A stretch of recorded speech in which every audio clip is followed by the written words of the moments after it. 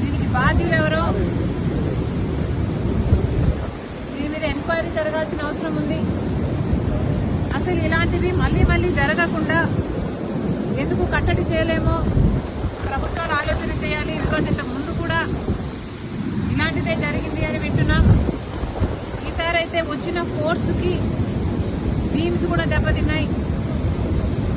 ఇది సామాన్యమైన దెబ్బ కాదు. ఇంత హిస్టారికల్ బ్యారేజ్, ప్రకాశం బ్యారేజ్కి ఇంత పెద్ద దెబ్బ తగిలింది అంటే దీన్ని చాలా సీరియస్ గా తీసుకోవాల్సిన అవసరం ఉంది. కఠినంగా శిక్షించకపోతే, పెనాల్టీ పెద్దగా లేకపోతే మళ్ళీ మళ్ళీ జరిగే అవకాశం ఉంది. కాబట్టి ఇది చాలా సీరియస్ గా తీసుకోవాల్సిన అవసరం ఉంది. అంతేకాకుండా యాజ్ సూన్ యాజ్ పాసిబుల్ మరమ్మతులు కూడా చేయాల్సిన అవసరం ఉంది. గత ప్రభుత్వం, జగన్మోహన్ రెడ్డి గారి ప్రభుత్వం కనీసం ఎన్నో ప్రాజెక్టులకు కనీసం యాన్యువల్ మెయింటెనెన్స్ కూడా చేయలేదు. రాజశేఖర్ రెడ్డి గారు కట్టిన ప్రాజెక్టులకు కూడా కనీసం యాన్యువల్ మెయింటెనెన్స్ కూడా చేయకపోతే చాలా చోట్ల చూసాం మనం. గేట్లు కూడా ఊడి నదులలో తేలడం చూసాం.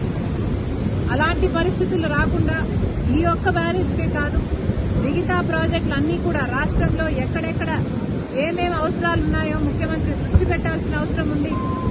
వాటన్నిటినీ కూడా నివారించిన అవసరం ఉంది. మరొకసారి ఇంత వరద, ఇంత ఘోర విపత్తు వస్తుందని ఎవరమూ ఊహించలేదు.